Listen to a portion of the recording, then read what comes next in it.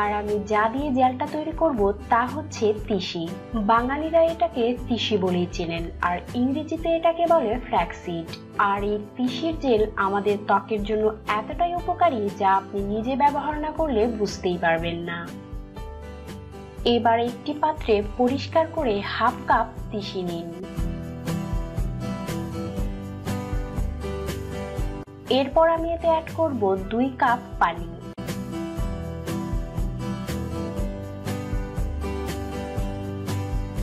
এবার আমি এটাকে চুলায় বসিয়ে দিব।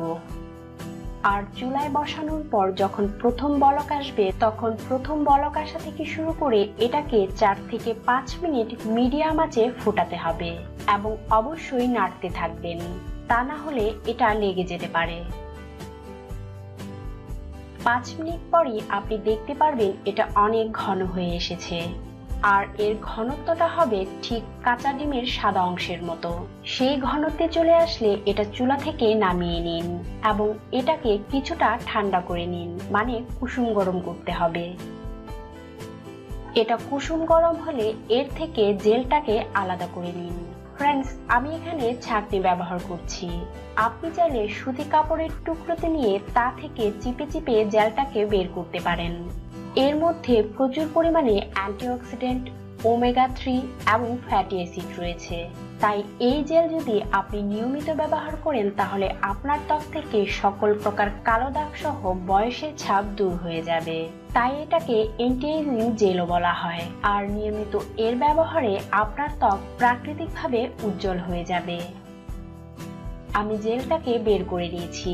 এবার এটাকে একটি এয়ারটাইট কন্টেনারে স্টোর করে নেব।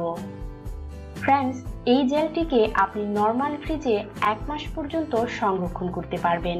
এবার আমি জানাবো এটাকে কিভাবে ব্যবহার করবেন। আপনি চাইলে এর সাথে অ্যালোভেরা জেলও অ্যাড করতে পারেন। তাছাড়া শুধু এই জেলটাই ব্যবহার করতে পারেন। যেহেতু এটাকে সংরক্ষণ করবেন তাই তুলোর সাহায্যে এই মিশ্রণটিকে ব্যবহার করুন। আপনার ত্বক পরিষ্কার করে পুরো মুখে এই জেলটিকে ভালো করে অ্যাপ্লাই করে নিন এবং অ্যাপ্লাই করার পর 15 থেকে 20 মিনিটের জন্য রেখে দিন। তারপর আপনার ত্বককে ঠান্ডা পানি দিয়ে পরিষ্কার করে নিন। ফ্রেন্ডস, এই জেলটাকে 1 মাস সংরক্ষণ করা যাবে, তাই নিয়মিত কিছুদিন এই জেলটা ব্যবহার করে দেখুন।